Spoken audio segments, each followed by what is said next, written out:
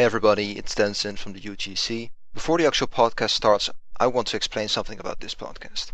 This podcast was originally recorded as a second podcast, so there are still some minor quality issues with the audio. Other than that, this podcast was supposed to have images and all that, just like the first podcast did. We had a guy who went and got the images for us as he listened to the audio. This all worked fine for the first episode. However, for the second episode, when we tried to get this done, he dropped off the face of the earth and we couldn't find him anywhere. We waited a long time with bringing out this footage and had multiple meetings about it. If you just drop it or, redo it, or to just put it out there.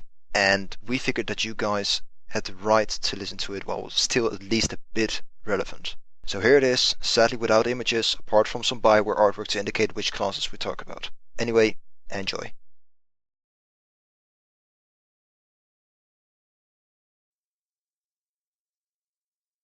Hey everyone, welcome back to another UGC podcast. We have a great show for you today, so let's start quickly. My name's Denson. I'm Anla. And of course we brought you these wonderful people again. We start with Alu. Say hi, Alu. I may or may not wear pants right now. That's messed up. Blaine. Hey. What's up? Cold Shadow is here especially for today because, well, we'll tell you in a bit. Hello there. Cash is here as well, of course. Hello, Cash. Good evening. Miri is here. Hello, Miri. I said hello, I think Miri. Mary's trolling us. Howdy. Sunkist is here as well. You have your orange juice, mate. The Sunkist is mine. Stay away. That's messed up. Terranian Wolf is here as well. Hey, Wolfie. Yeah, I'm somewhere. But hi. And Valak is here as well, our resident troll. Creeping outside your window. Just on a quick side note, when he was like, the Sunkist is mine, does anyone get an image of Jack Sparrow like, why is the Sunkist gone? I have said it before, by the way. Oh, really? Yeah, I came downstairs, there's no Sunkist. Why is the Sunkist gone? Why is the Oh, yeah, I Sunkist drank gone? it. Yeah. So let's talk about why Cold and Miri are with us this week. I absolutely agree. Cold and Miri took up the challenge of creating a logo, splash screen, and, well, something called a screenshot mask thingamajig. I don't know what the fuck it's called. Is that a technical term? I just made Yes. it one, yes. Marvellous. So, guys, we really want to thank you for doing that. You put a lot of time in that, and you put up with my whining about, well, just little things not being good enough, and you You mean changed that everything? without... Shut up, Alu.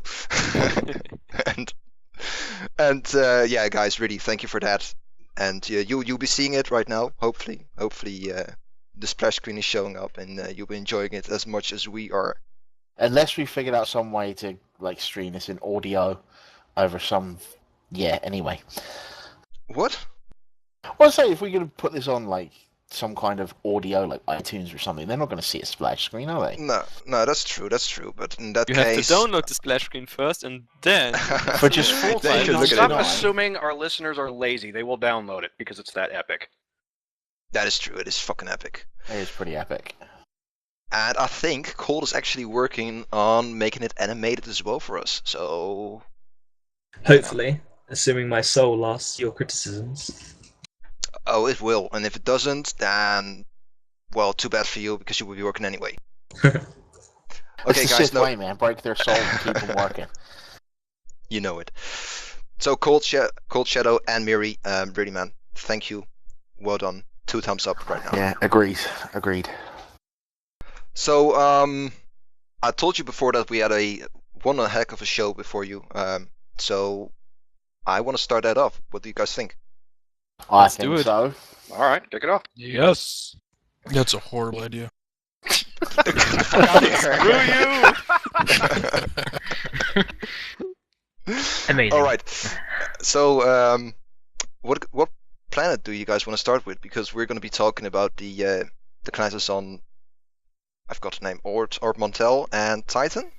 That's right. Yeah, we're going to be talking about the Republic starting planets today. I think we should start off with Tython, actually. Yeah, Force That way- Users first, right? That way Blaine can have his nerdgasm, like, up front, and... Yeah, will also save me from not remembering crap from the Trooper stuff. So, yeah. You're putting us in a bad light. All right, Okay. so let's do that, man.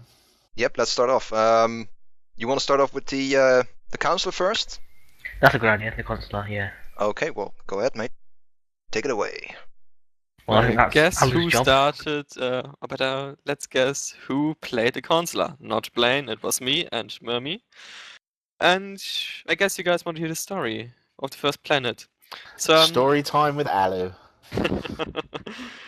so basically starts with the short information you get to the beginning, which is you're like one of the more powerful Jedis that were found in the Republic or something like that. And well, you land on Typhon and get greeted by your master. And it's directly starts with bad news that Flash Raiders are attacking the camping grounds. Your masters are like, yeah, there are those 4 holocrons of the first Jedi Order, I think, somewhere around the training grounds, and you should totally secure them so we don't lose them.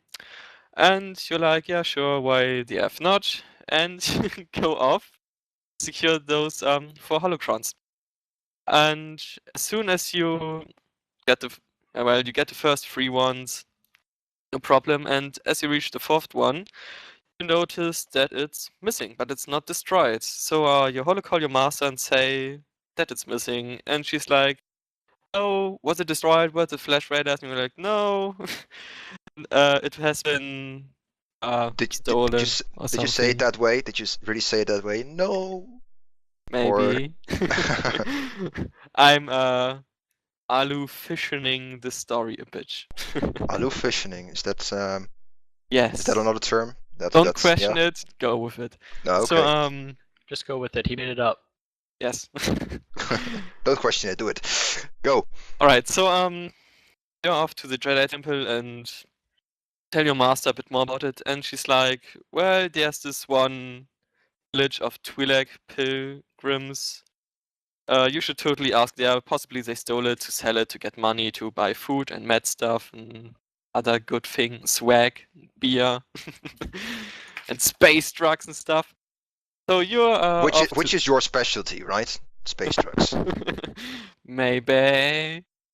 If you need space drugs, call 999-ALU. So yes, you're off to the Twi'lek village and ask a bit around, and you hear that there's this one Twi'lek champion, something like this, has the holocron, and you want to get it to ask where he has it, and they say he's in the Flash Raider territory, raiding Flash, or something like this. Sorry. So you search him for him, and you found him in the cave with the 4th holocron, which I forgot to mention. The 4th holocron that was missing was the one of Master Rajivari, the first Dark Jedi. And yeah, so you find the holocron, and then this Twi'lek champion, which name I forgot. Fuck, I'm so sorry. Shows up and is like, yeah, I totally needed holocron to save my village from those stupid ass Flash Raiders. Oh my god, I swear it's for the second kind. I tried not to swear for at least 1 hour. So sorry for that. Too bad. Too bad. So you meet this guy, this Twi'lek, and he's like, yeah, I totally need this holocron to save my people. And he starts using the Force to crash the cave you're in to kill a bunch of Flash Raiders. So you get the holocron. Is it like the Indiana Jones where nope, he's not. A big stone rock comes rolling down towards you? There's not a rock rolling behind you. Just the entire cave starts crashing because you used the Force to crush it. And so you run out, go back, bring the holocron back to your master, and she's like, "Oh my god, we have to stop him. He should totally not follow the teachings of Rajivari because they are bad and evil, and he would become a Sith or something like this." And so you're going to find the something of Rajivari. It's some kind of temple. I'm sorry, I forgot the name. It's a temple. That's it. Yeah. deal with it. It's got rocks. And in temple you find the hilt of the first blade, which is the hilt of the first lightsaber mage in like forever and stuff. Yeah, bring that back to your master again. Yeah, there's a cutscene when she's again like, oh my god, quickly. evil. The ruins Yeah. are called Caliph. Ah, Caliph, thank you, Blaine. Well, yeah, you go down into the Temple of Rashivari. I'm just going to call it like this. Where you see a manifestation of him, and you're like, holy shit, that's not a holocron thingy. And he's like, yeah, this Twi'lek guy, he wanted to come here and learn my teachings, but he's a bit nuts, and he wants to destroy all Jedi, whysoever. And you have to stop him. So you venture off to the forge where the lightsabers are made on the iPhone. You get the color crystal in a cave somewhere between the forge and the training grounds and the Jedi Temple and somewhere else. Sorry. And well, yeah, you go to the forge, make your lightsaber, and there you see said Twi'lek, who's like, meh, I must destroy all the Jedi and stuff. And yeah, you have to battle him, defeat him, and then you have to decide to kill him or let him live and let him train to be a Jedi.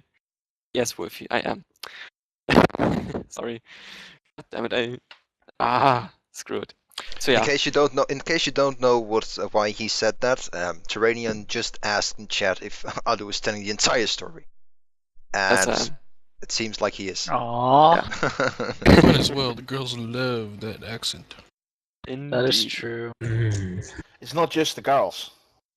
It's That's Wow. almost What? That's And I right, can no, man. confirm this. Back to True the facts. Yeah, so you defeat him, become your lightsaber, go to the Jedi Council and they're like, oh hey, you have a lightsaber, you're a Jedi now, and then your master collapsed and they're like, oh shit, she collapsed, go to Coruscant to find a cure. Oh, that's where he And left. that's pretty much the storyline of the Counselor on Typhon.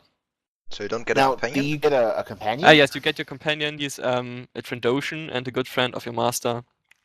And while you're looking for Rajivari's temple clues to find him, he's like in this one cave, he is trapped in there in a cage, and he's like, Master Yuan, which is your master, trapped me in here, that stupid bee. And you're like, no, that wasn't her, that was this Twi'lek guy, he used a mind trick on you to let you think he is your master, he's Master Yuan. And he's like, man, I want revenge, and then you just take him with you. Just like that. Yes. Are they Wow. like me? Ja, like, nee. Goldkeeper hat alle meine Punkte gelöscht. Nee. Revenge, nee. Yeah. Okay. Okay. This is why we Fine. don't smoke crack before the podcast. Why is Yeah, it well, called no, I mean- podcast? As podcast. Okay, so damn it. let's That's a stretch. let's get the Knight story, the Jedi Knight story, and we'll kind of take a question from those other guys that haven't really played Republic tunes after we've got both of those down. So Yeah, who's well, at telling least- the, At He's least telling about our Knight Sidon. I story. mean, you know, even I haven't seen Titan at all, so I'm interested about hearing this. That's why I'm quiet most of the time. Wait, so who's telling the Knight story? Well, I'm sure that me and Cold can fill you in on what happens in the night story, if you want. Yeah, we can chop and change. Do you want to start off with the introduction? Yeah, sounds good. Right. So with the night story, it's your typical. You're pretty much your typical Jedi Knight. You go around fighting Sith, and you get right into that when you land on Typhon, because you will go to the sort of like a space station sort of thing after you've landed, and be told that the training grounds are under attack by Flesh Raiders. So you'll make your way down there and begin killing Flesh Raiders, and you will then get a hollow call. I think you'll get a hollow call from the guy who told you to go and help them fight the Flesh Raiders, and you will end up going into a cave, and this is where you'll fight your first Sith. He's a male human, and he has a blue lightsaber. And basically, you see him. He begins to talk about how the Jedi Order is corrupted, and it needs to be destroyed. So you will fight him and defeat him. And then one of the masters of the Jedi Order who is Master August, will show up and be all like, so you defeat this guy on your own with a training blade, and you'll be like, yep, pretty much. And then after that, he will go back to the Jedi temple, and you'll have to catch up and go there as well, carrying your way through flesh raiders and such. And after you've killed a handful of flesh raiders, you'll end up at the Jedi temple, and you'll be asked to meet the council to discuss what's going to happen next. I was just going to say, when you met August, you will be informed after he queries as to how you beat the Sith, or the male human, so to speak. He'll mention about the lightsaber, which seems familiar to him. Briefly, though, this is detrimental to part of the story as we go along. Yeah, he will say that the lightsaber is familiar, but he won't go into any further detail. But it is rather significant. Okay, so basically, after you end up arriving to meet the Jedi Council, they will they will ask you slightly about the events, what occurred. They presumably have already been filled in by August. We do not find out this. And you'll be appointed a task to go speak to, what was it again, sorry? Who was the person we had to go speak to after we meet the Jedi Council, Blaine? I don't know. You will get, after you speak to the Jedi Council, you will get you'll become Master August's Padawan. That's the one. And then he will tell you to go and get some equipment from his area, his room. You do that, and then he sends you to the Twi'lek Pilgrim Village. Right. Okay, so when you're in the Twi'lek village, you have to meet the matriarch, I believe it's called, because these Twi'leks were refugees from their own previous planet, where they were expelled. I'll briefly mention, they're expelled from their planet because of their religion they believed in, which was the matriarch. So you get to meet the matriarch, and you'll find out about the Flesh Raiders, what's going on with the Flesh Raiders, and how the hastened attacks on the Twi'leks have been leading to more distaste between the Twi'leks and the Jedi Council, because obviously although the Twi'leks are immigrants, so to speak, illegal immigrants to the country, they obviously still have relationships with the Jedi Council. And then because when the Twi'leks first moved to the planet Typhon, they firstly asked the Senate for permission, but they were denied because it was so dangerous because of the Flesh Raiders, of course. And so the Jedi have been told that they can't defend them. So this leaves them in a situation where the Jedi are somewhat hated by the Twi'lek Pilgrims, and the Jedi can't do anything about it because, of course, the Republic have said you can't help these people because they're there illegally, and therefore are not protected by the Republic or the Jedi. But you, of course, will disregard that and will go into the Pilgrim Village, and you will meet the leader, who is the matriarch, and you'll meet her daughter and the leader of the military forces there, which is only a small band of, a handful of Twi'leks. And you will be sent to fight more Flesh Raiders. Wait, what? Twi'leks aren't slaves on this planet? That's rubbish. Surprisingly not. No, they're not. They actually wear clothes. No, we're talking about the Republic now, so we're all hugs and puppies over here. these are also feminist Twi'leks because they do have a matriarch, so their leader is a female. Yep, that's right. Oh. And so much so that it got them expelled from their home planet.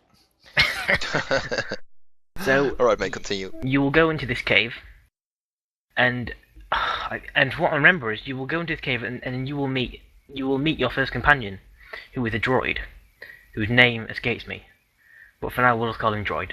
And he's an astromech droid, and when you break him out of this Flesh Raider cave, which has been converted into a semi-prison, you will, one, get the option to take weapons to the pilgrims, or overload the weapons and destroy the cave and kill all the Flesh Raiders. And I just found out the droid's name is T701. And then after you've made that choice for your class quest, you will be asked, the droid will come up to you and he will show you a recording. And that recording will show... Is it the same recording that R2-D2 showed to Ben Kenobi? Funnily enough, no. I'm shocked. That's a shame. Yeah, it is.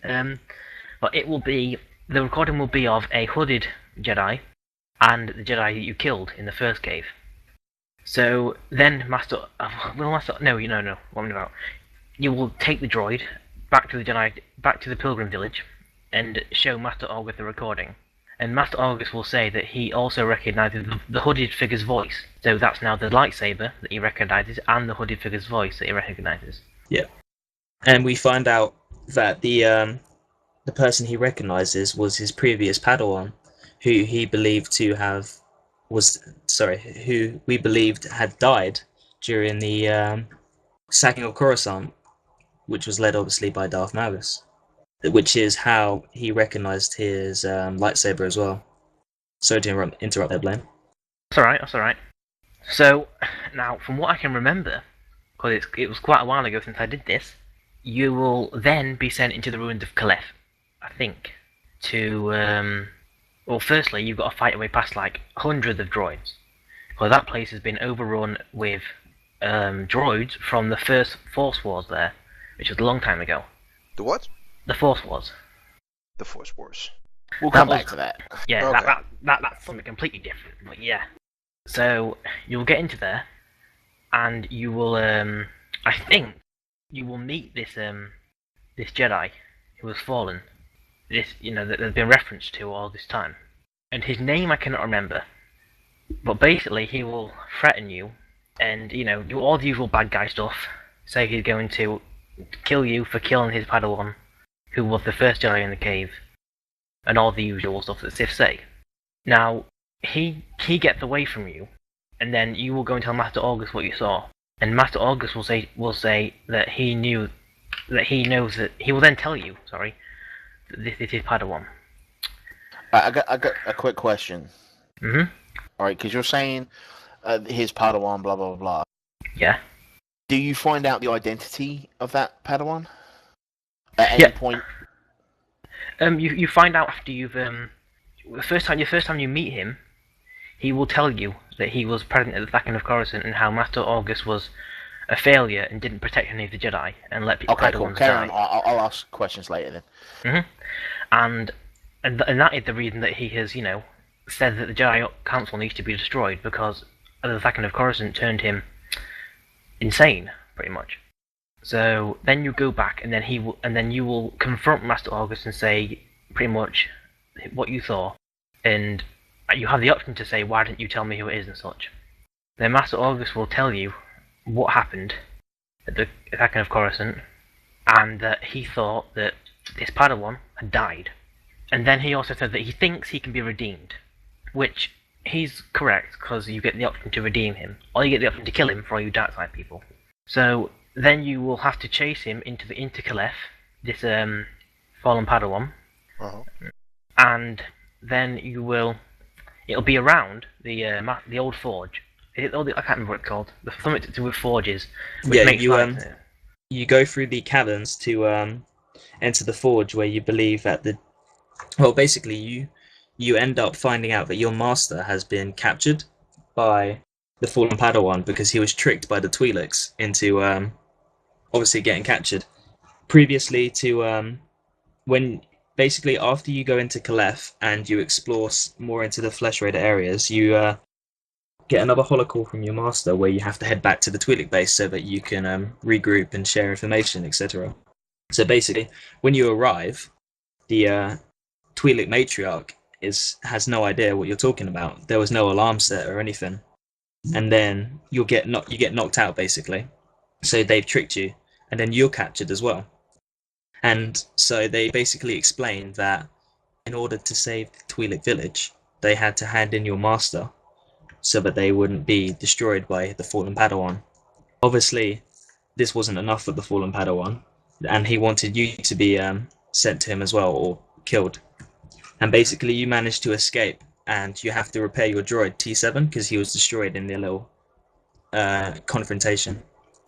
And then T7 will scan the planet, basically, for where... Wow, that's a fucking powerful scanner. Yeah. Where Master August is. And then you will have to make your way into Caliph once again, to the Forge. And that's where you will find Master August on the floor, unconscious, and the fallen Padawan pretty much has beaten him in a duel. And then you will, with your droid, you'll have to fight Padawan, defeat him, and all the while Master August is unconscious. So then you get the choice of, do you kill him, or do you let him live and take him to the Jedi Council for judgment? So is this your first light side, dark side choice, or? It's the most important one, but you do have a few before that. Like you can sleep with the matriarch's daughter. Okay, you. Assuming you choose a male character. Assume yes, because they don't let lesbian relationships in the game. Not yet. Yeah, not yet. Damn you, Bioware. Good work, Valak. There's also when you I first don't know meet what you're talking about. the fallen Padawans. I want to say like not his Padawan, but one of his associates in the first few entrance caves. You have an option where you can straight up attack him, and that will grant you dark side points, rather than trying to reason with him, and then it eventually leading to the battle itself. So I think then after you defeated this guy, killed him or sent him to the Jedi Council, Master August will wake up and say good job and all that, and if you didn't kill him, he'll say thank you for redeeming him and such, and then he will give you parts for your lightsaber. Then you'll get an amazing cutscene where your lightsaber, all these pieces float up and it makes your lightsaber, and the usual amazing Jedi music. What's Okay, the code again? I'm gonna pause here. Yeah. Because I know at least Alu has a rant he wants to go on right here. Exactly. This epic cutscene, Blaine just mentioned, you get it as a consular and as a Jedi Knight. However, it's slightly different for Jedi Knights. It's a blue crystal as a Jedi Knight. No, there's slightly more to that. Yeah, there is. That's not the point of the rant, so let's get back to the rant. So, you have this amazing cutscene where you meditate at the forge, all the pieces of your lightsaber start floating, getting together. You forge your lightsaber, and as on the dark side, it's like, oh hey, here's this one grave with one guy who has a lightsaber, go get it, or hey, completed all your tasks, you're my acolyte now, here, take my lightsaber. Yeah, that's quite a big just contrast. as a side note on that, as a Sith Sork, you basically get handed the old hand-me-down lightsaber. No flashy cutscene, just here, this is old, you can have it. Yeah, there's quite a big contrast, isn't there, with getting your lightsaber on each side. Seriously. There's a lot of things that kind of a contrast like that, and I think that's something we'll come back to a little bit later. But go ahead and finish rounding out the Alu rant. The Alu rant, I think. So, I just want to say one last thing. If you are playing a Force user as a Sith, a sorcerer, or Warrior, the other thingy, the Knight, do roll a Jedi whatsoever and play at least till the end of Typhon, just so you can bitch about it like me. Okay, so Cold, Blaine, go ahead and finish up whatever we've missed. Okay. Do you want to do it, Blaine, or shall I explain the epic cutscene? Do both at once. Talk at once. I think we can both explain the epic cutscene, really, because it is quite terrifying. It's that epic. First, you get the epic music along with the amazing meditation. Sorry, what were you going to say? It's not good enough. It's not good for children. Is it that scary or? No, it's not scary. This is the Star Wars game. Too bad. I was gonna send all of the little children out of the room. So. That would include me. That would scare Valak though. Well, Valak said. Never mind. So you get this cutscene, and as the coach said, all this amazing music and such. But constantly through the cutscene, you will get clips of this giant green monster climbing up this mountain. And at the end of the cutscene, you will have your lightsaber, and you'll turn around, and out of nowhere will just drop this huge beast, like scaly green thing. I don't even know the name for it. It begins with T, I think. You find out later in the story something similar. What kind of T? Oh, like Tor Gunas or something. Tor Gunas. Is it one of the Tarantex, or is it something else? Slightly different. But you do meet him later into the story. Not too far in, though. So, and then basically I believe he projects, similar to the Counselor spell, he projects like a rock at you, and it narrowly misses you, and basically this allows you to get your first confrontation with your lightsaber. So it is quite an epic battle, because you've got your little droid shooting it, and then you're just whacking it with your lightsaber. It feels rather appropriate as well, because as a Jedi Knight, you are obviously the right arm of the law for the Jedi, pretty much. Similar to how they sent Revan off in the original story games. Oh, don't get me started on Revan. I'm gonna stop. Okay. I'll cut stop there. So basically, as soon as you get your lightsaber, you get to test it out straight away, which I feel is great because you're not like waiting just to run up to a random mob to trash his face off with the lightsaber. Slash his face off with the lightsaber. Mhm. You get to be involved in the story straight away as soon as it's done, and it's all involved in the same cutscene. And it gives you the idea that you've now got this amazing weapon that can destroy any monster or any beast that comes before you. And when you've killed this thing, you'll go back to the Jedi Temple. Before this, sorry, I just want to interrupt. I can't remember if we mentioned it, but when you're fighting the Fallen Padawan, when you defeat him sometime around it, he mentions how when he was involved in the sacking of Coruscant, he experienced this vision, or he has been experiencing this vision, where he'd lead to the Forge to do something, where he'd like cause a great change in the future. Oh yeah, I remember that. And so then- basically, he believed it was himself who would be the one to cause this change. And then basically when you defeat him, he turns straight around, obviously with a massive cop-out, basically says he believes that you are the one he was meant to inspire to cause or to do great things into the Republic future. And, Pretty much. May I interrupt here?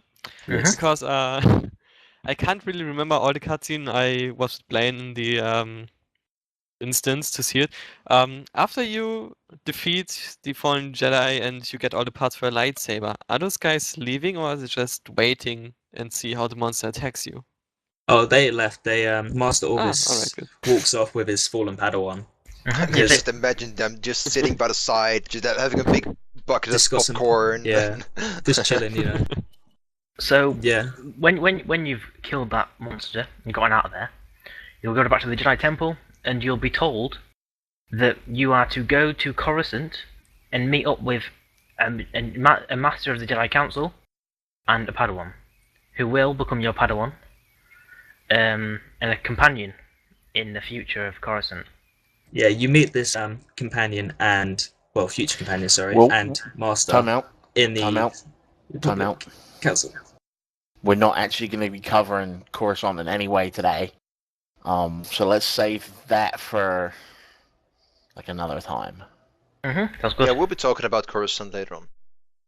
So let's now open up the floor, as it were, and let's You get can some do that. questions in here. Good, because Oh, you I've should had a know. question for a while. For WoW? We're not playing WoW For here. a while. Screw Oh. WoW. Go ahead. Are there two points where you choose to defeat the unknown Padawan? No, there's basically you have interactions with him, but not physically, basically. The Holocaust. So through, Because I like, thought at one holocaust. point you said you choose to save him, or Yeah, attack sorry, him that right was, then and there, and then later on you find his master if you choose to try and save him. No, right. Because that'd be like, well then the dark side saved your master, so So basically, you're the first person you meet at like level 2-ish, I would say. He is a companion of the fallen Padawan, and basically you kill him. He has this lightsaber which your future master recognizes, basically, but can't understand why he recognizes it. And then as you're questing through the area, doing your class quests and such, you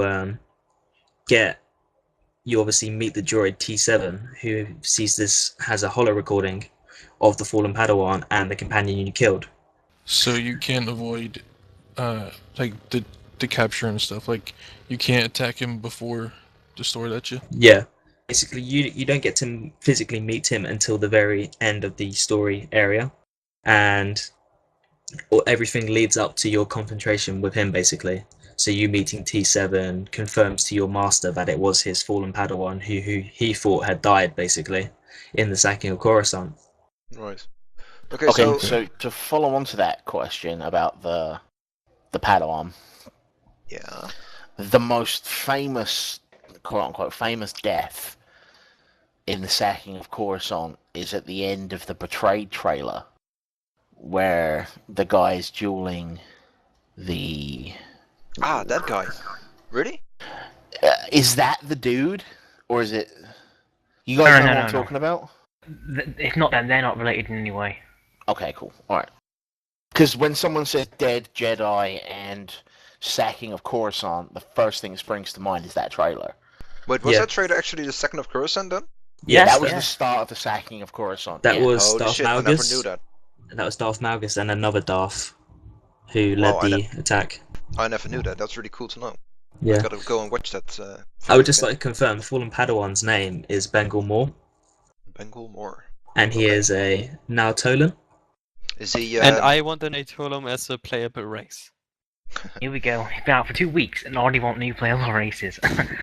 I wanted it from the beginning. Those things are amazing. We all want a lot of things, but we'll You just we'll want talk about tentacles that. on your head. Let's be We'll honest. talk about here. that in a Yeah. different podcast, guys. Come on.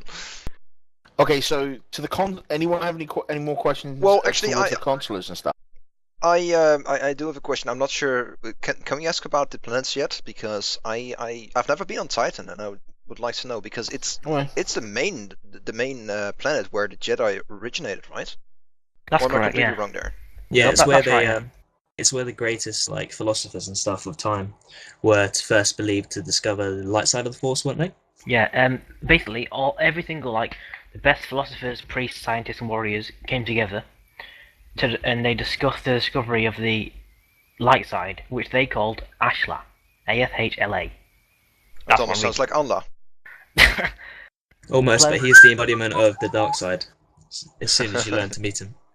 Okay, so what's the planet like? Because is it just like Korriban with just every No. No. No, it is no way basically like Korriban. It is. You could say it's the opposite of Korriban. It's got lush forests and lots of mountain. Well, not only mountains really, but it's got lots of hills and lots It's of greenery and everything. like the color scheme is like it's a very serene landscape style, but this is Right. greatly contrasted when you become more involved with the Flesh Raiders, because their whole area is like the Boneyard, for example. So is it Because like a it's- monastery? Not so much. I'd say it's more like if I was to go, you'd go from like a serene landscape, so where there's like grass, lots of trees, Uh-huh. and you go into like more rugged path where it's turns a bit more barren. The landscape goes more barren, where everything is littered by bones. Yeah, and like the houses are all bones and tattered cloth and stuff like that. I mean, they really did well with showing the split between Jedi Land and Flesh Raider Land. Because the Jedi Land's full of grass and trees and all the usual goody stuff, but then the Flesh Raider Land is full of dead bones, all these dead people, piled Dead of bones. yeah, bones are You dead. heard it from Blaine. Yeah, that's right. Piles of bones, piles of dead people, lots of and even the terrain changes drastically from what you get in the Jedi area. What is a Flesh Raider? Someone who do raids you Flesh. remember Hammer Station? No. That picture of the Flesh Raider. As far Alright. as I know, a Flesh Raider is brand new. Was only introduced in the game. I can't be 100% sure on that. Okay, so it's just like a random alien creature. Yeah, they're It's not like slang for like a slaver tribe or something. No. No. It actually is a creature. Flesh Okay. Raiders are the sentient natives of Typhon. If They I was are- to describe you, they're basically like humans, bipedal, and they're quite very bulky. With their facial is kind of like a hammerhead, in the sense that it has like a very long or wide head with but, the two um, eyes on each side, and then a massively sized jaw underneath it. From what we can gather, they are unintelligent brutes that just kill everything in their path. Really, which is where the nickname Flesh Raider came from. But as you Okay. progress through the story, you obviously learn more about them. Okay. Right. Okay, so do you want to wrap this up? So I mean, I think we had every question we wanted to ask. Oh, please, Blaine, Oh. nerd a bit about the Force Wars on Typhon. Just The a For- bit. Oh, here Force we go. Wars. Right, well, I don't know. I'm not going to pretend to be like an expert. Listeners, go get a sandwich. I'm far from an expert. But basically, the Force Wars was where when all these people came to Typhon, some people eventually began to use the dark side of the Force. and that sparked the Force Wars on Typhon. And from this war, then Which arose lasted 10 years. then arose the Jedi Order, the First Jedi High Council, and the Jedi Code. And it is also where they made the template for the lightsabers, which was like a sort of a sword type item. I can't give you a good description because I haven't got a picture of one.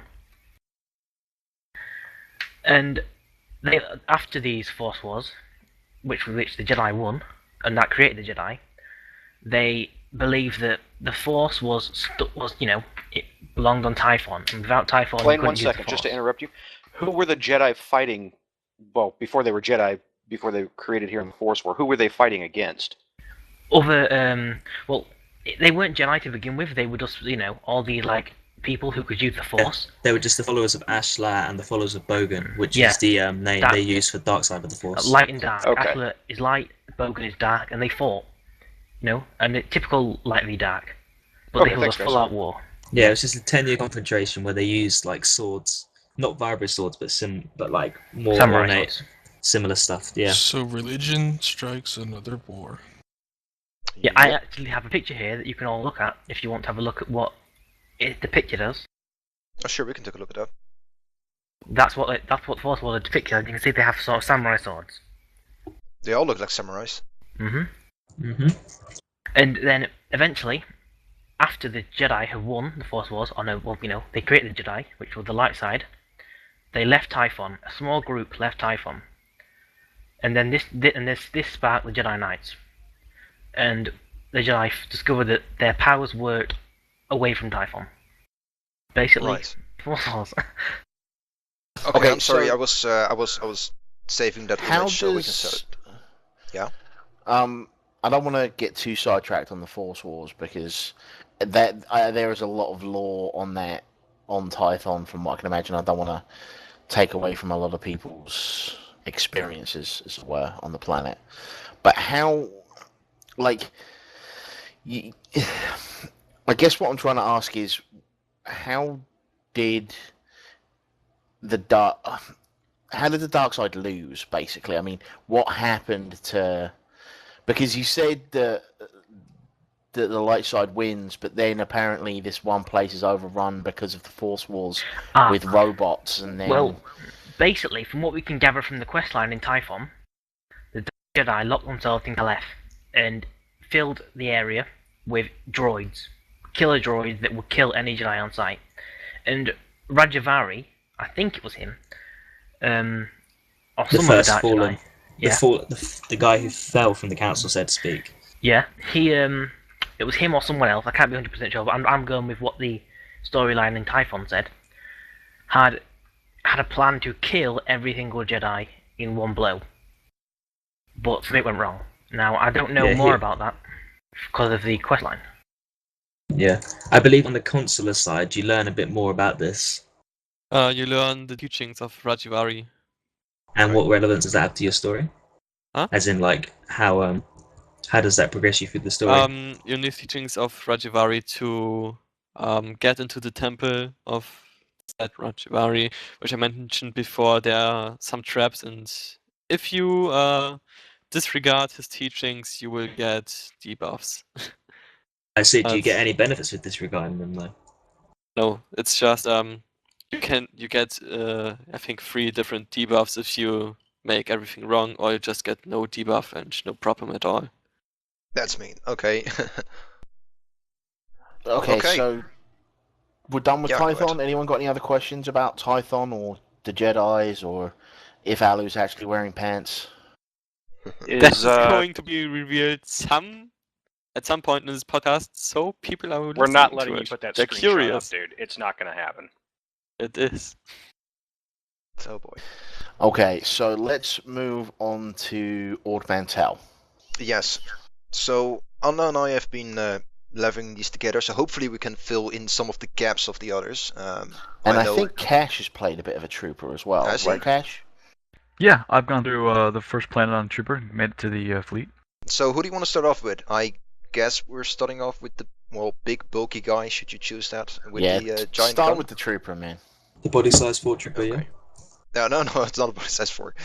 By the way, if you don't know what body size for a trooper is, we'll put a picture in this. It looks absolutely ridiculous. Anyway, yeah, the trooper. Which is sort of the mirror image class of the bounty hunter as far as most of the mechanics go. Giant. Let's say. Let me say it in one word. Fucking big gun. Okay, that's three, I guess, but still. Let's say. I'm gonna put this in one And word. counting has failed you again. Scumbag Denson. Meeting all Get him a demographics here. calculator. Our resident dyslexic here. Wow. Yeah. Wow. Thanks. Jesus. As proven. So, did you want to stay longer in this podcast, or? I think I'm fine. I'm Fine, not sure if you'd be able to yeah. tell the time anyway. Threatening.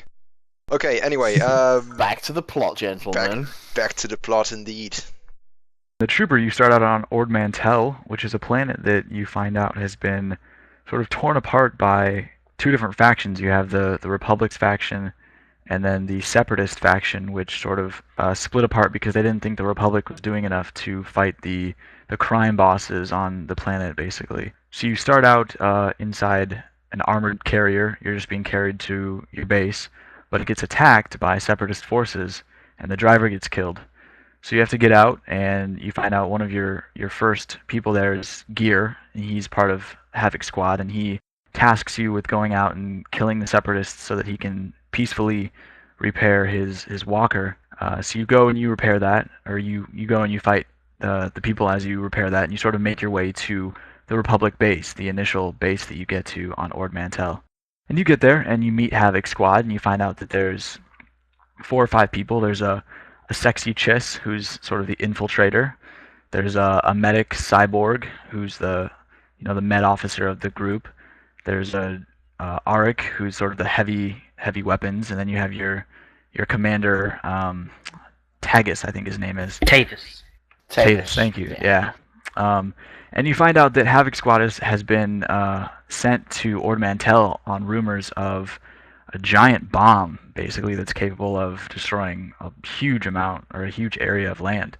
And it's their task to find out where it is and what's happened to it, because if this bomb falls into the Empire's hands or even the Separatist hands, obviously they could do tremendous amounts of damage with it. So you get sent to various parts of the island, because really it's just sort of an island. The middle part of it, I'm sort of unfortunately a little hazy on because it's been a few days since I've done the Trooper. But you go. Okay. Anla, go ahead. I Yeah. actually played one in beta, so do you want me to fill the middle bit in for you? Yeah, go ahead and fill the middle, and then I'd be great for just the ending. Sweet. Okay, so basically what happens is it's a lot of running around the island trying to find this bomb. You go to follow various leads. You try to track down this one Republic spy that has been working inside the Separatists, but you find out he's already dead. And then you have the cutscene where you have to go tell his wife he's dead, and she's all like, "Get the hell out of my house," and you have to recover these records, and there's a whole lot of other side quests that are planet specific. But it's mainly, when you're doing the Trooper, you're doing a lot of things like following leads to try and find this bomb. There's one where you have to go out onto a road and defuse these mines that have been set up to blow up this transport and kill a bunch of refugees, and hoping that's going to lead you somewhere. So it's a lot of almost detective work, but with a really big gun. Yeah, that's perfect. That's actually really perfect. Actually, you get your first light side choice, I think, is the wife of this agent that you find out is dead, and she, you have to get a box from his house that has all of his records and his data that he's recovered, and if she's upsetting you, you can either kill her as a dark side choice, or you can sort of just tell her, I'm sorry, I didn't know this happened, and sort of convince her to get the box from her anyways. Yeah, and you have the one private in Fort Garnick who, like, the first time you walk in, he's like, "Oh my god, you're with Havoc Squad." He's kind of like a Havoc Squad fanboy, which is pretty cool, because you're looked up to as a member of Havoc Squad, because they're like the elite of the elite. It plays into part of how they're starting to explain how troopers can stand toe-to-toe with Jedi and things like that.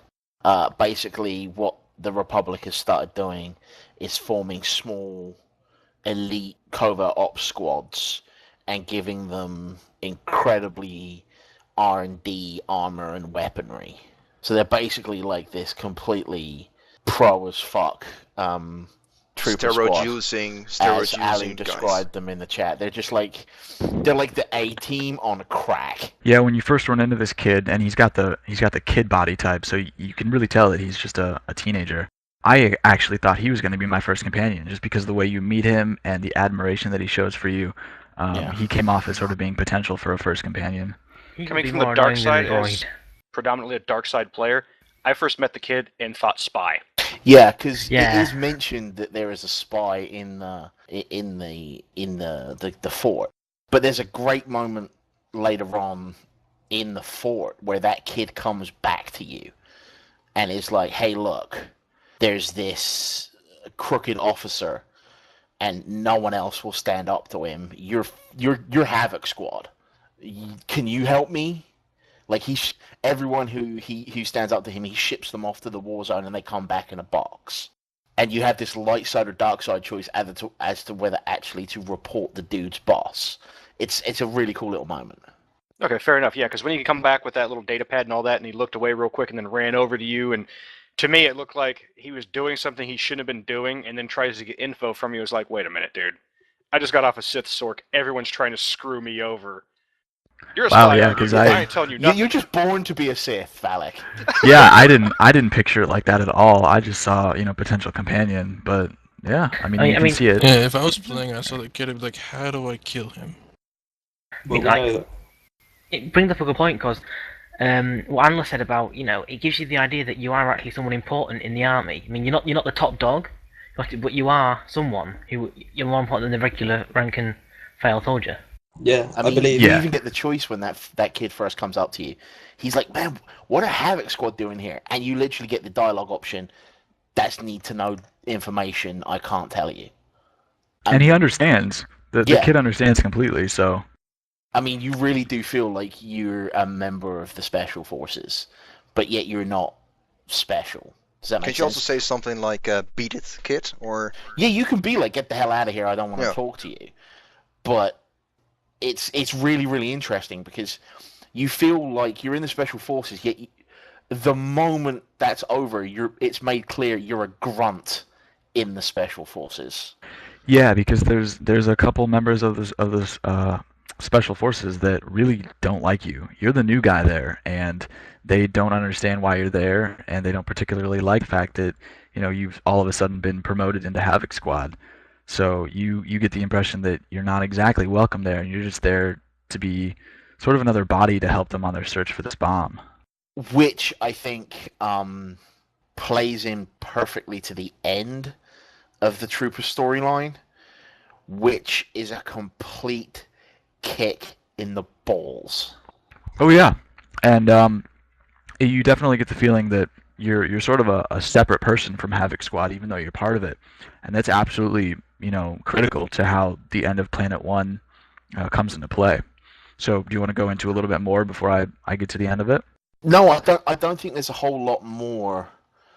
You start out as like a basic sergeant, and the one thing you need to, and you meet this guy called Arik, who is basically riding you because you're a rookie. He's a Cathar, and every time you even step out of line, he's like, "Get in line, rookie, rookie, rookie, rookie, rookie." Yeah, he's actually really pissed off, and he thinks that you had something to do with the agent's death that you're sent out to find his data for. And you come back and you tell him he's dead, and he says, well, couldn't you have done something about it, or was this your fault? So he's the one that's really on your ass about it. Like, couldn't you have been faster? Could you be even slower than this? Well, when you get to hear that after you run your ass all the way over there, you haul your ass over there, it's a kick in the nuts. Yeah. So what happens is, right before the conclusion of the storyline, you head back to what Havoc Squad are using as their base of operations, and you have a confrontation. If you turned him in, you have a confrontation with the kid's boss, the crooked officer who's been trying to work his way through. and you can either talk around him or you can kill the hell out of him, which is Yeah, and at way first you didn't more even funny. know you could, right? Yeah, I didn't even know you could talk around him, because in beta I was just basically like, you're a crooked officer, you don't deserve to be in the army, and he decided to try and kill me, which was really stupid because I shot him in the head, basically. But yeah, you go back and the Cathar, Arik Jorgen is there, and he's like, take a seat, Havoc Squad have infiltrated the volcano, orders are you're not allowed to go in. Yeah, and it's really cool because if you heard that, it's a volcano base. Your goal is to go into a volcano base. Oh, yeah. The last part of Ord Mantell for both classes, you're inside this huge volcano, and it's awesome. Yeah. So you get back there after killing or talking down this the bully lieutenant, and Arik, the Cathar heavy arms specialist, sort of tells you that the rest of Havoc Squad has been sent ahead of you, and he got left behind, or he stayed behind to tell you, and he doesn't want you to go there. Actually, he doesn't think you're ready. So you sort of Actually, convince it's him. an order from Tavis, because Eric actually says the line, I thought you were ready, but Tavis has ordered you to stay behind. Really? Okay, Yeah. that makes sense. That makes more sense then. So you get sent there after he gets a holocron, or a holo message that says basically they've been lost, isn't it? You know, their communication's been lost, and then you decide on your own to go and investigate and see what's happened. So you leave Arik behind. Well, actually, what it is you're like, I was ready for this, and Arik was like, I agree, but Tavis said otherwise. You find out that all the information, the communication has been cut, and Arik is like, right, well, we still got one member of Havoc Squad left. You're going in to rescue them. Yeah, it's And you're basically like, okay. a rescue mission. And you're very excited about it, of course, because it's Yeah, your because first, actual action. Yeah, because you have to go into this volcano and not only figure out what's happened to the bomb, but now you have to go and rescue Havoc Squad. And that's when... That's when you... To quote Bad Boys 2, just gets real. Yep, Right. all hell breaks loose. Yeah, so you get to the volcano, and there's a couple of side quests that you can pick up along the way that, you know, kill more people inside of the volcano and kill separatist leaders and whatnot. And you get to the volcano, and you fight your way through, and you still don't have a companion. So you get your companion extremely late, right before you leave. You don't have a companion to fight with you while you're doing this, so it's a little difficult. And you fight through the volcano, and you get to the end. I have to disagree. It wasn't difficult if you have a smuggler companion with you. Well, as a trooper though, you don't have a companion yet, and you still don't know who your first companion is going to be. I did. Trust me, I did. No, you had me. There's a difference. But he's No, the you your had- actual you make a companion. pretty good You had NPC. Enla and 2 Jedi. Oh yeah, Well, I yeah. remember me and Ali flying to come and clear out the volcano for you. Yeah, that's true. But Yeah, he's but talking it- about your actual companion, like Yeah, your of crew course. member. Yeah, if you do this solo, you feel like a trooper that's really finding your way through this volcano into the heart of it. And who's gonna talk about what actually happens at the end of the volcano? Well, I'll go ahead, unless, well, I mean, Blaine, you can, but I'll go ahead if you well, I want. was going to say that seeing as Ali is always on about this, he should do it. I think. Well, let's keep it to the troopers. People who've played the trooper. What happens at the end of the volcano? Well, when I you remember find out this. when you find out why Havoc Squad lost communication. Well, I remember this. This is practically the only part I actually remember.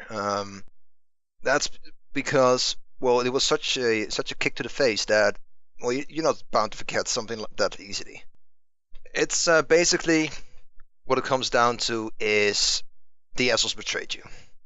Yeah, They betrayed you. They betrayed the Republic, and well, and in their opinion, they didn't because the Republic had betrayed them. But what really happens is that they had a meeting with the Imperials, and they got the bomb.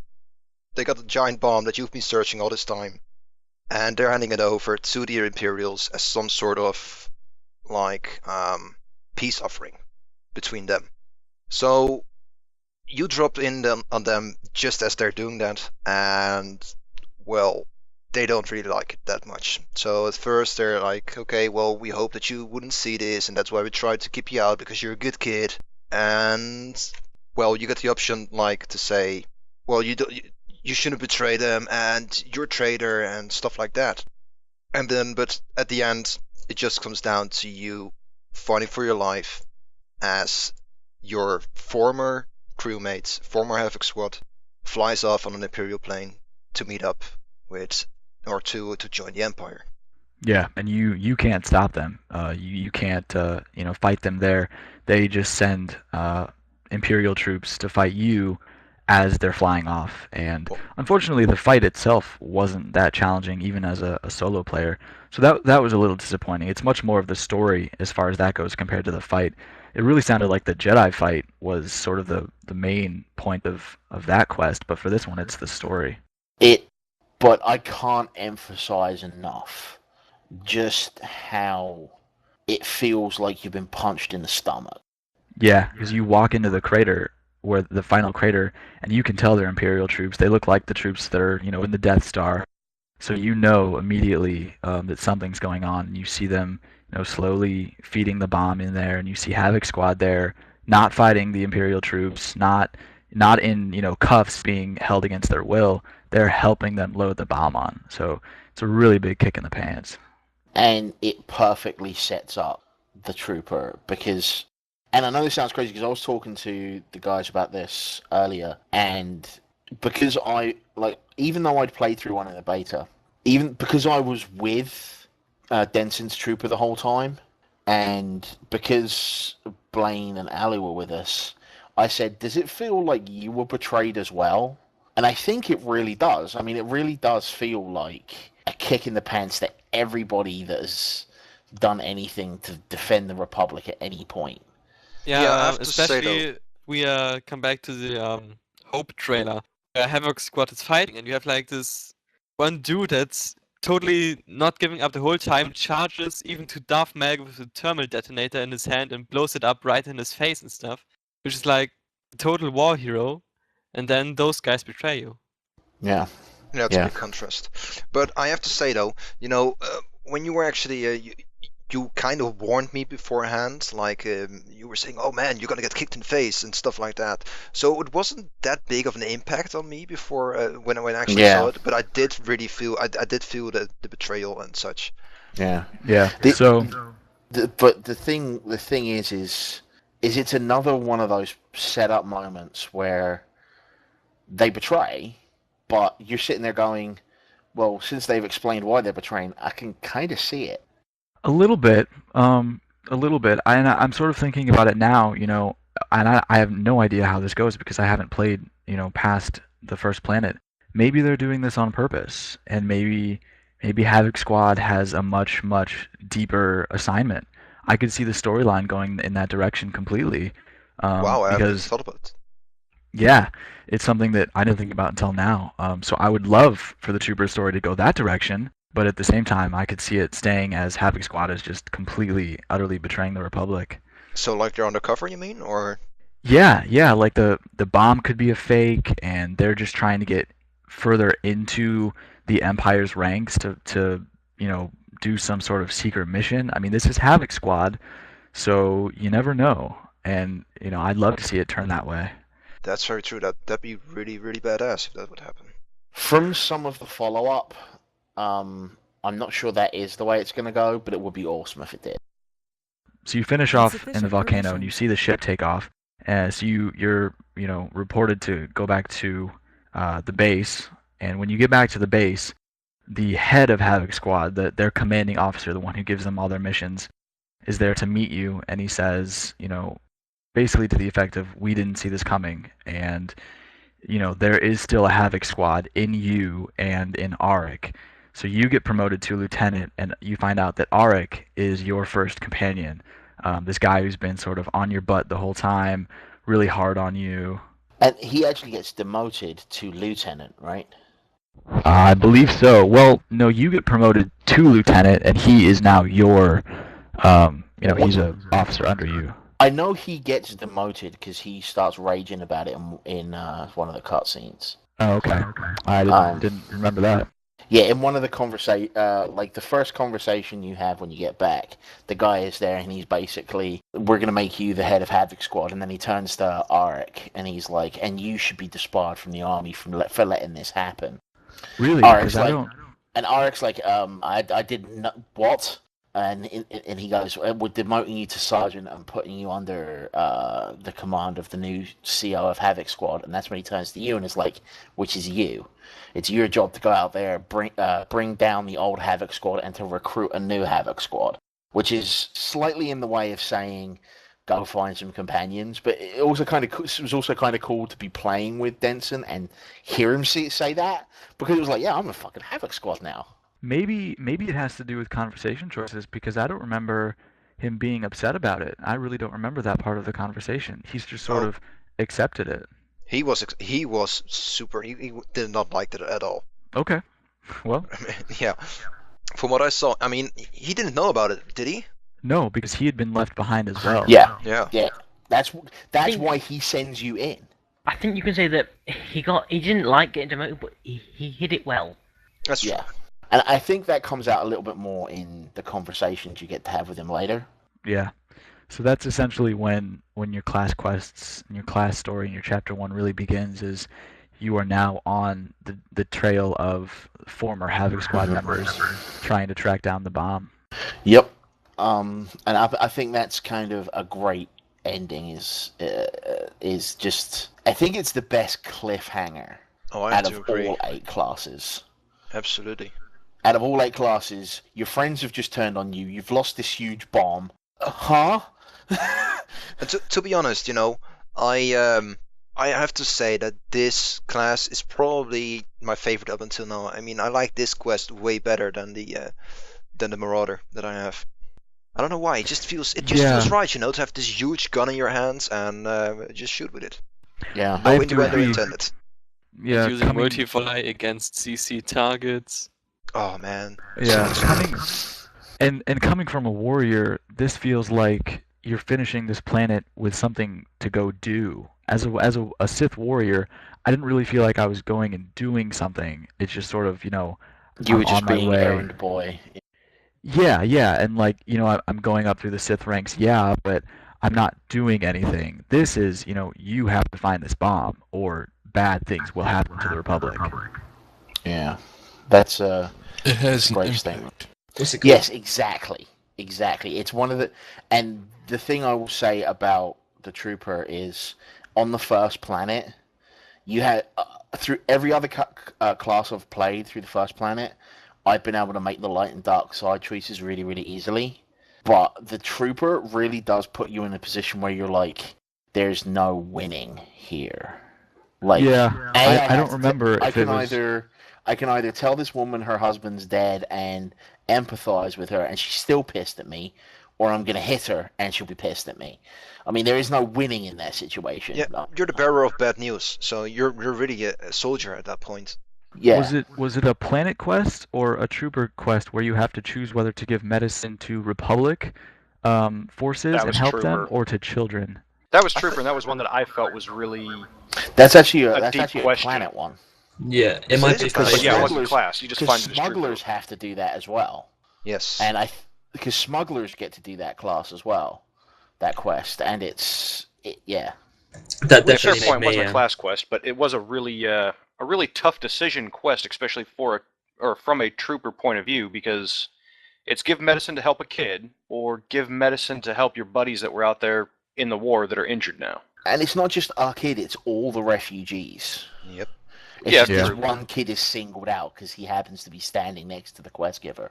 But I think we talked about this last time, so maybe we Yeah. get to the Yeah. smugglers. Well, And yeah. I since we- think we talked about it at the Trooper long enough, so we Well, I should. was just gonna Just say. quickly. Yeah. Oh, sorry. Well, I was just gonna say that since we were talking about the Trooper being able to do that quest anyway, we should probably transition over See, to Trooper. you're all saying. Or, I was just saying. I uh, was going to try and do a Smuggler. smooth transition. I was going to try and make this Smooth. shit seamless. Us plus Um, smooth. That's comical. Yeah, true. So yeah, do you want to move on to the smuggler? Colt, did you want to say something before that, or? I was going to make a comment because I know I've heard about it before, about the Trooper storyline. Obviously, after the betrayal, a lot of people although it was a massive plot twist, a lot of people didn't feel very like emotionally affected by it, if you know what I mean, because you didn't really get to interact with Havoc Squad that much. I mean, you just joined. How did that make you feel when it I happened would to you? disagree. It's just Personally, I disagree. Yeah. Probably from lack of their own immersion. It might be the fact that these are the people that would spacebar through quests. I mean, Well, you know what it is. I mean, you're trying to prove yourself to these guys, and in the end, you're trying to prove yourself to people that don't even care about it. So, yeah, that's what I got out of it. I mean, yeah, I I mean can that's. understand why I don't some mean like people are emotional detachment, as in like not trying to get to know them, but like you've worked your ass to try and get proved, and then they just betray them, and then you're just kind of like left in the mud. Not like it hasn't really affected you. I'll be honest with you. If people are reacting like that, then they're not understanding the storyline. I mean, there is more than enough interaction between you and Havoc Squad in the time that you are there to get you attached to being a member of Havoc Squad and what that means. So, I don't know. If they're saying that they didn't get that connection, I don't know whether they were spacebarring through quests, they weren't paying attention properly or whatever, but everyone I've known so far that has played that has been like, wow. Yeah, so if you I haven't even seen played it like that, We're like, wow.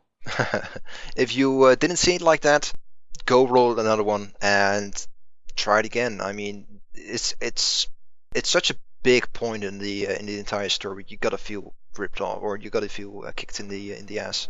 Yeah. Anyway, let's move on because I think Yeah. we are fixating a bit on troopers I agree. because they're so overpowered in PvP. No, No, you just want to talk about your pretty new ship. We won't get to that for a very long time. So smugglers. I think I'm the only one in the channel that's actually played one recently. Yeah. I've been playing with you at that Yeah, time you guys as well. have been. You guys Yeah, have been. We've with seen me. everything basically. Yeah, that well, you've pretty done. much. So the storyline of Ord Mantell for the smuggler is so ridiculously awesome because you have the Jedi Knight and the Jedi Consular and the Trooper, and they're all like, "Oh my God, war with the Sith, grr arg." And now you have this the smuggler whose storyline is basically that dude stole my ship. And that's all it is. He doesn't give a crap about the war. He doesn't give. Just doesn't care. He's just like, I want my ship back. They took my stuff. But you can tell that the smuggler is going to be a whole different beast from the moment you log on, because as your very first cutscene, how they were saying that the trooper gets in the AP scene is like trundling through the war zone. The very first thing you see with the smuggler is your ship weaving between anti-aircraft cannons and like turbo lasers that are firing at it to land in a spaceport to deliver a shipment of smuggled guns to the separatists. I mean, you make a good point because with all the Imperial characters, except for the Bounty Hunter, to some degree, you feel like, okay, you're part of the Empire. And with all the Republic characters, except for the Smuggler, you feel you're part of the Republic and the war is the most important thing. But with the Smuggler, you don't feel part of any faction for a long time. You feel like you're your for own a very long time. I mean, I'm even at the end of Coruscant now, and I don't, other than hanging out with you guys, I don't feel like I'm a member of the. I mean, yeah, I feel kind of like I'm a member of the new Havoc Squad that Denson's putting together, but I don't feel. I don't feel like I barely have to. Like, I would actually miss 90% of the quests on Coruscant because I have no reason to go in the Senate building. That's true. At all. My quest giver is actually in a whole different zone for my class quests. But that's beside the point. Back to Ord Mantell. The smuggler in Ord Mantell is literally you deliver these you deliver this shipment of weapons to these guys called Corso and Skavik. Corso will go on to be your first companion, and as you land, they find out that there's a bunch of anti-aircraft cannons that are going on. with the anti-aircraft cannons is they're like, you have to go take care of these or you'll never be able to take off. So you roll out into the world to blow up these anti-aircraft cannons, and Corso sends you a holo call that is saying, get back here, people have invaded the hangar. So you run back to the hangar, and as you get back there and beat off kill these 3 guys, Skavik steals your ship, which is just leaves you there going, huh? I wanted my ship from level 2. I can't leave this planet? Yeah, I mean, the thing about the Old Mantell and the Republican trooper is, the trooper and the smuggler, they both got massive kicks in the face in terms of the storyline. Well, you have to understand, to a smuggler, his ship is everything. Yeah, it literally is. It is your life. It's his baby, it's his lover, stuff like that. It's his entire family. So after you do all that, you're told to go to Fort Garnick by Corso, and you have this great line, which is, I'm trying to remember the exact line. It's, forts are usually full of people I'm trying to avoid, which just made me laugh kind of hard. And also known as the troopers. Also known as the law, yeah. So you go to Fort Garnick, and you meet the person who had commissioned the arms run. His name's I can't remember his exact name. It was a fat guy. And there's this big merchant kind of. He's your typical non-crime lord, but yet a smuggler kind of guy. Yeah, I know exactly what you mean. It's a bit hard to explain exactly what he is. And he's in control of getting the quote-unquote luxury items for the fort. So he brings in all the alcohol, he brings in all the pornography, I would assume, for the troops, whatever. He brings in all the luxury items, which is why they allow him to continue operating. So he reveals that the person that had commissioned him was this guy called Rogan the Butcher, who is this never-seen, omnipotent, deadly force that everyone is scared to death of, which they try to make you scared to death of. But it doesn't work, sadly, because you just sit there thinking, well, I could kill him. Yeah, either that, or you're like... you go on this series of, almost say misadventures, as trying to track down Skavik, trying to get your ship back, and at the same time, placating the Butcher. Like, you have to go out on this one mission and find this really rare rocket fuel, which is kept by this guy that is crazier than a bag of chipmunks. And it's just you can't put this story into words. It is so well written. You find out that Skavik is taking the arms to the volcano. The volcano ends up revealing that the Imperials are actually funding the Separatists, but you don't care because you're just like, Skavik's over there and he's got my ship. You literally will bypass everything to do with the war just to get to your ship. It's just...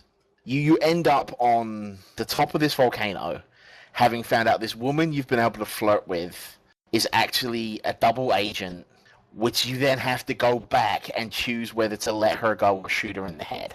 It's really crazy.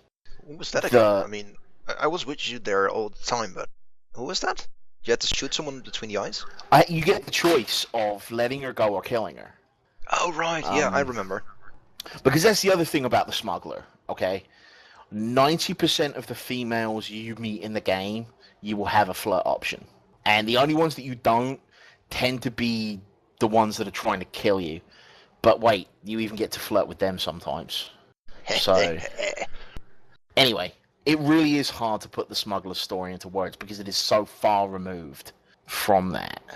Yeah, it's completely different from all the other quests or all the other classes which are actually emphasizing on the war, etc. Yeah, and you compare. It's the opposite class to the Imperial Agent, which happens to be the class I'm playing on Empire.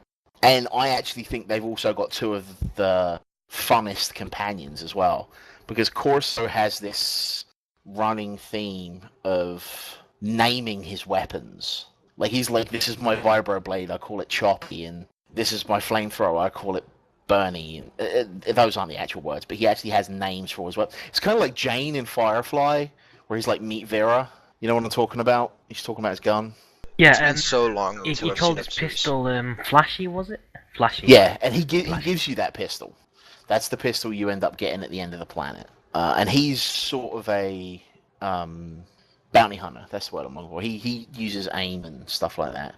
But again, you've really got to play a smuggler because it is just so off the wall in terms of the story. I mean, Throw a how pause did? in there. Tell us how it leads up to actually going to Coruscant, that sort of stuff.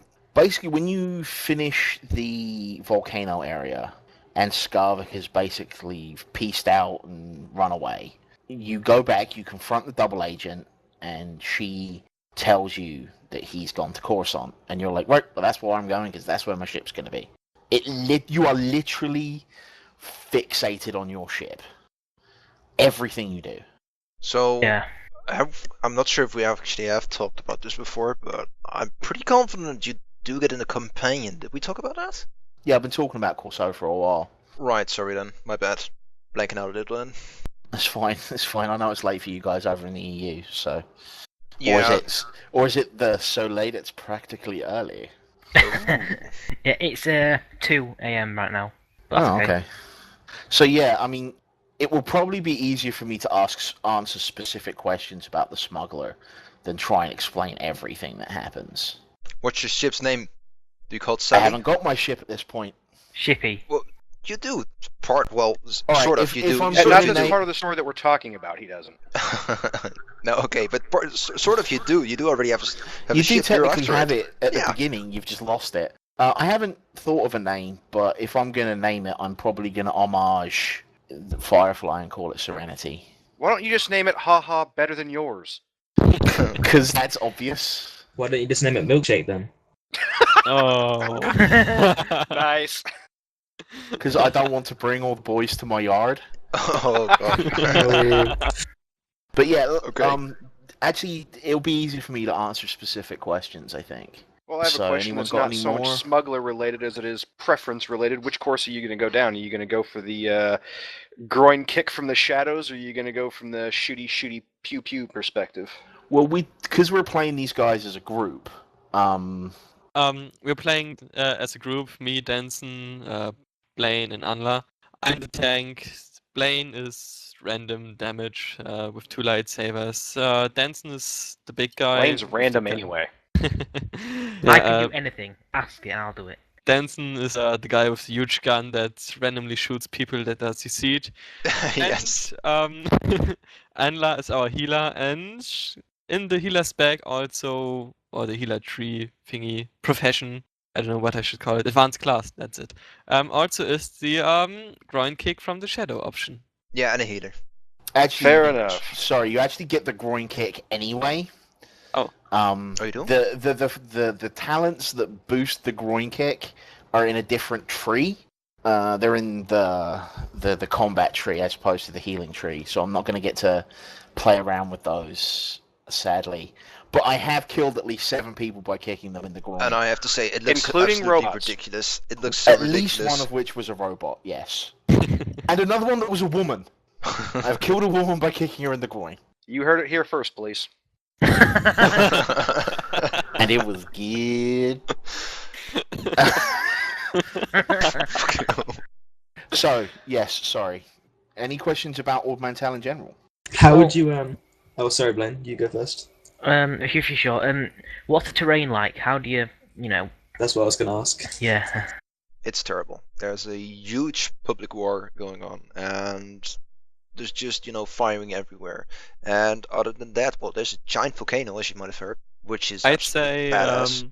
it's like Coruscant without the buildings. Okay, well, you got Hutta, you got the big gang wars and all that breaking Yeah. on the street and everything. How does it relate to that? I mean, terrain-wise, what's the difference? The difference is if it was a normal planet, it would have lots of large plains, and it would be a fairly nice agricultural planet with certain areas that are populated. So we're not talking like But- toxic waste laying around and all No. that kind of crap here. No. Okay. But what there are, because it's war-torn, is there are craters everywhere.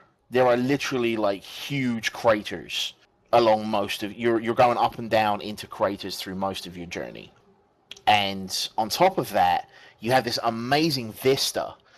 If you stand on a high spot and look at the horizon in a certain direction, there is this huge crashed transport.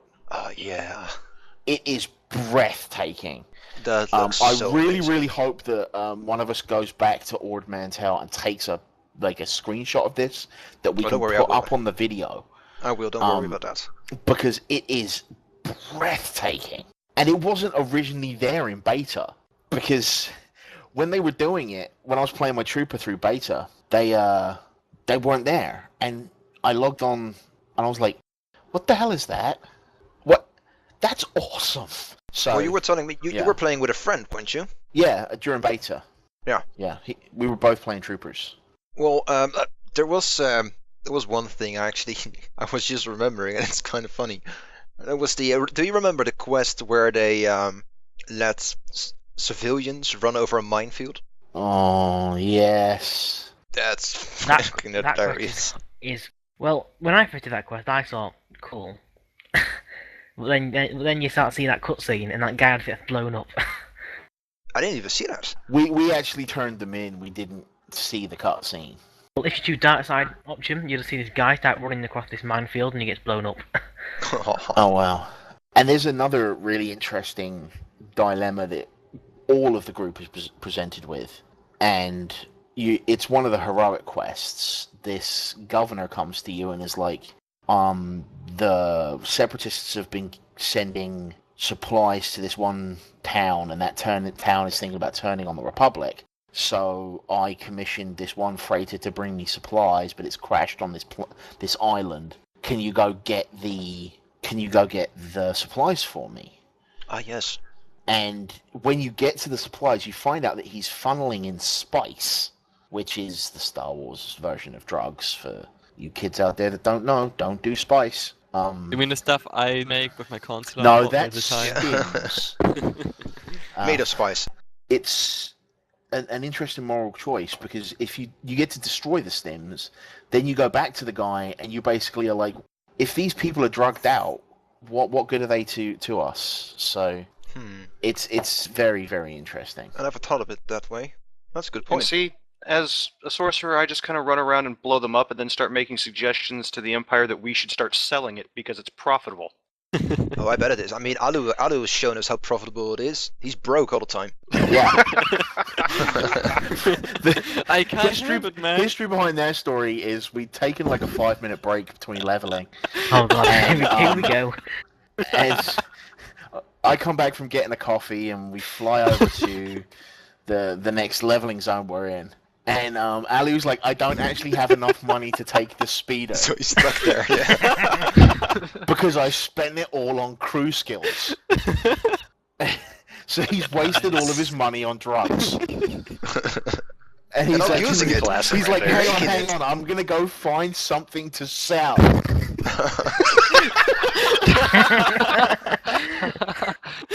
That was amazing.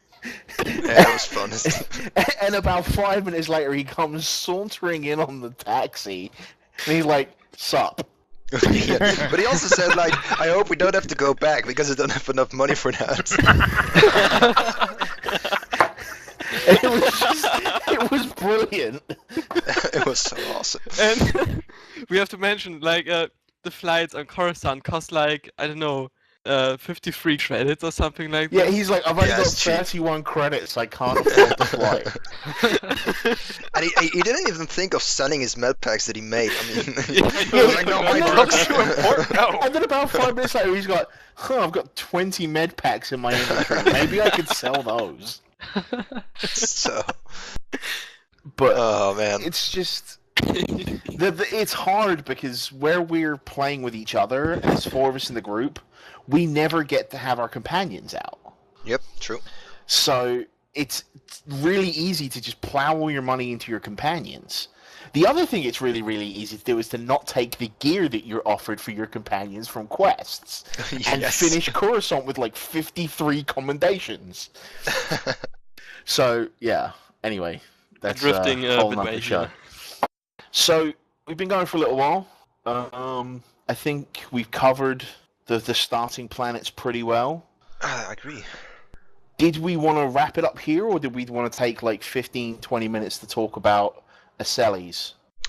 We can do that. We can do that. Actually, I was wondering about something before, to be honest. Okay.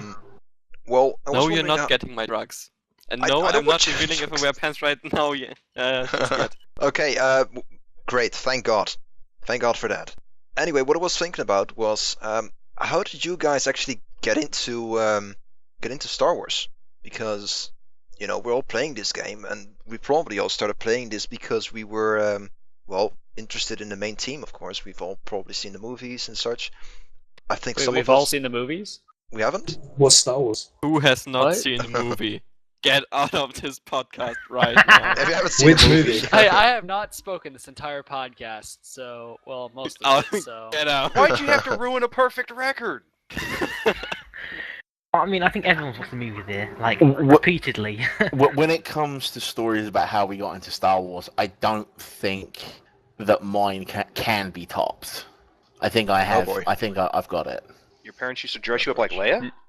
No, Ow. in a slave girl outfit.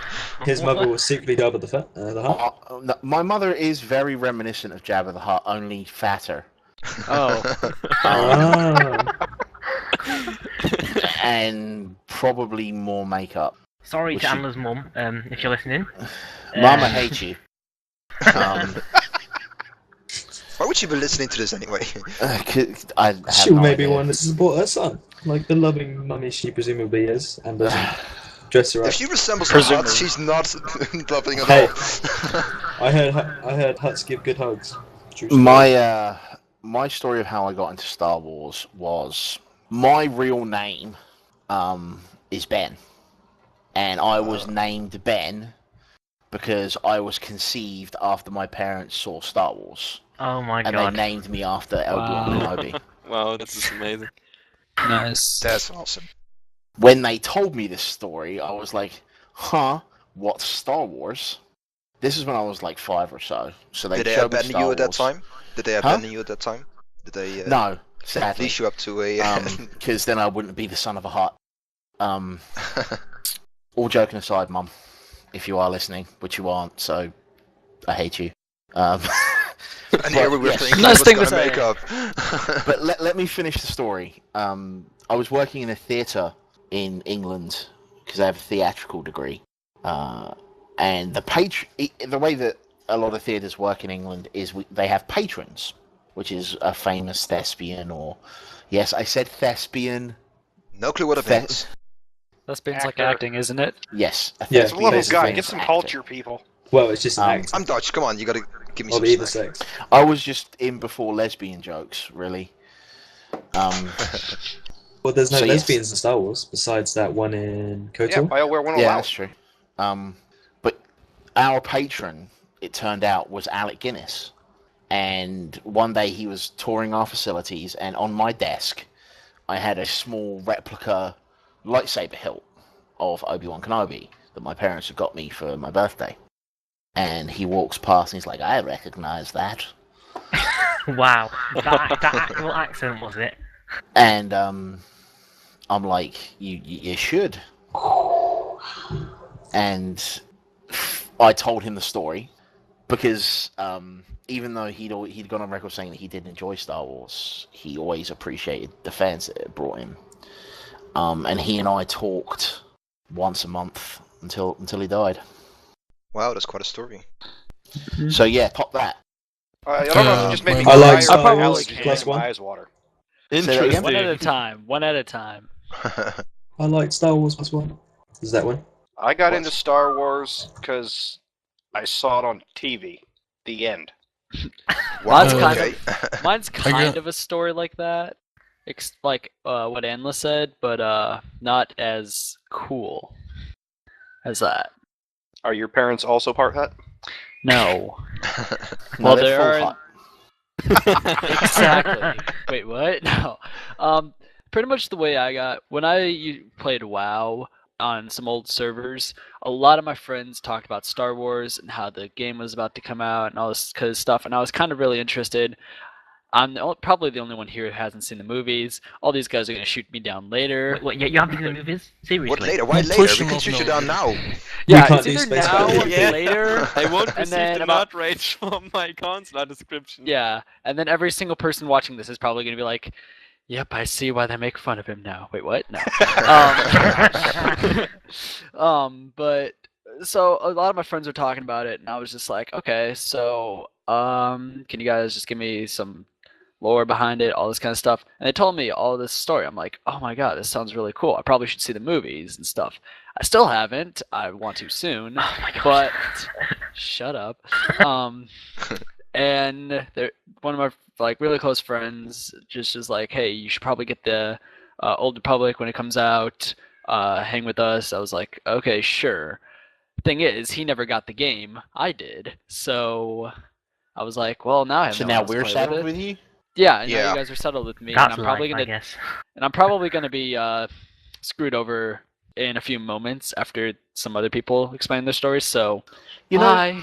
it's really sad that I'm sitting here and I kind of don't want him to see Star Wars at this point because of all the changes that have been made to the Yes. movie. Yeah, I that's want to If see you want to him. watch Star I want Wars, him to see Han shoot Oh, first. Also, I want him to see, like, Well, don't Not- spoil it for him. Shh.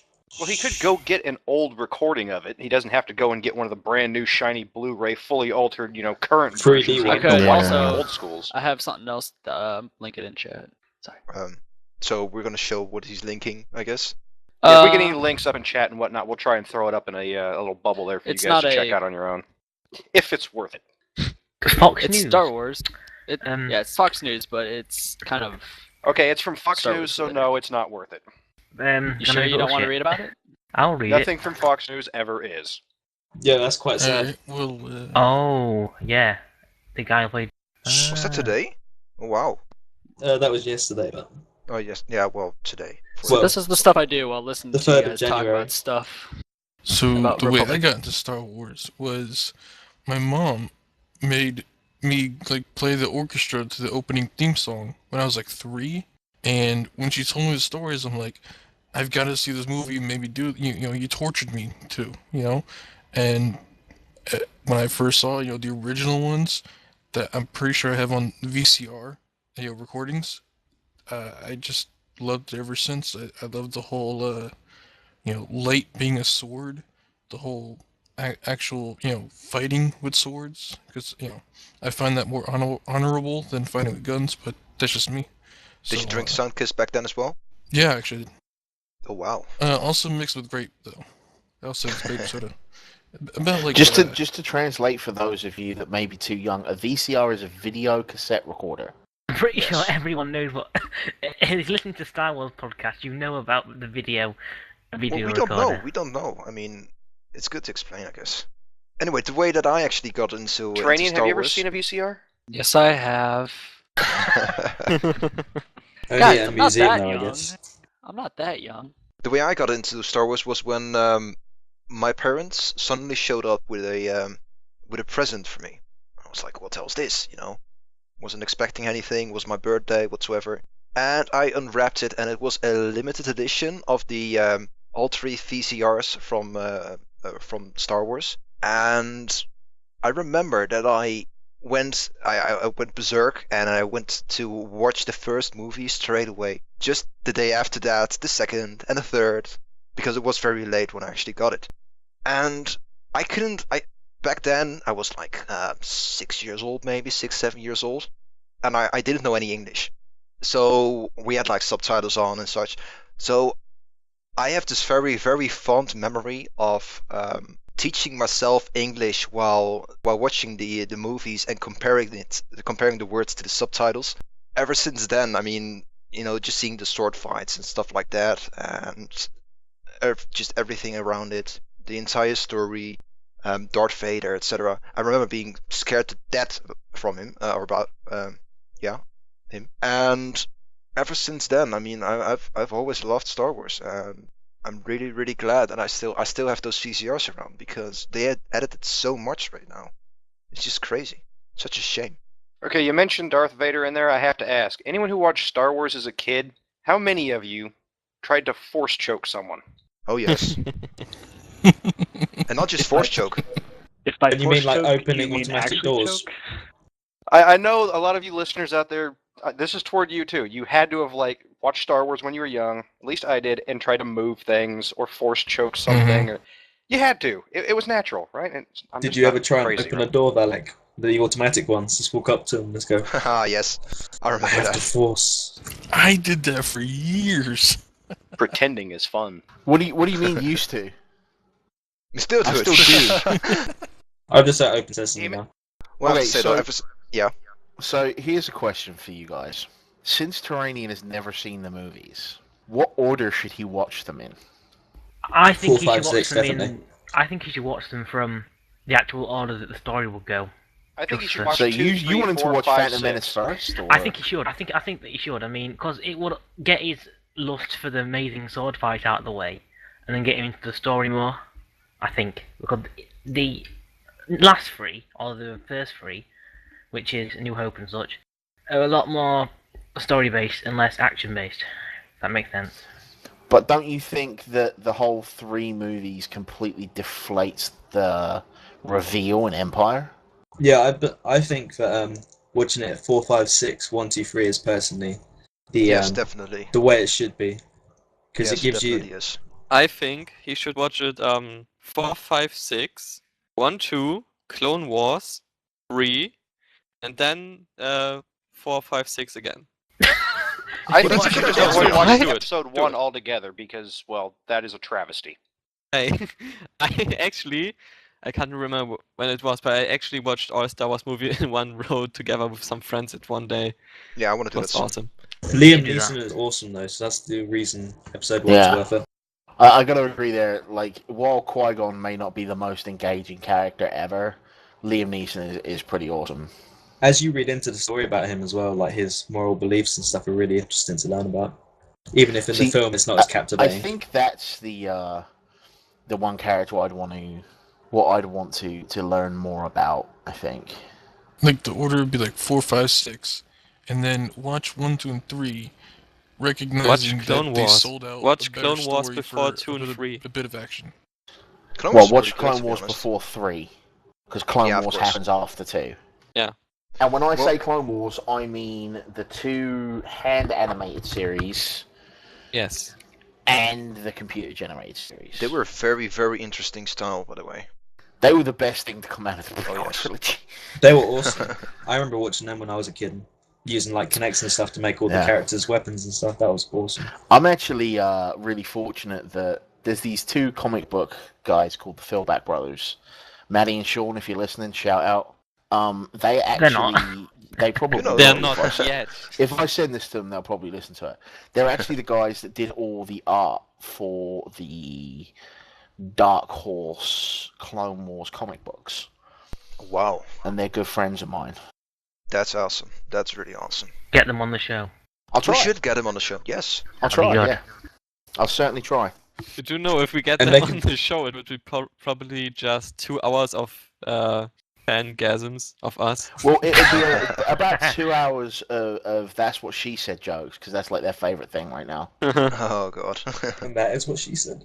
Wow. Is that their favorite thing? Good job, Paul. Anyway, I think Cool story. at this point we should wrap things up, Yep, I Yes. think that's and we can come back at another time, and we can talk about the first 2 flashpoints, as they're called in Republic. I think.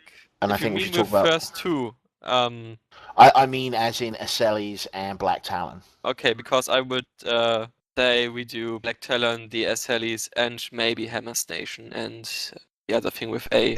If we have time. If we have time, but I definitely want to look at Black Talon Yes, and definitely. Aceles, because they are the ultimate mission statement for this game, in my opinion.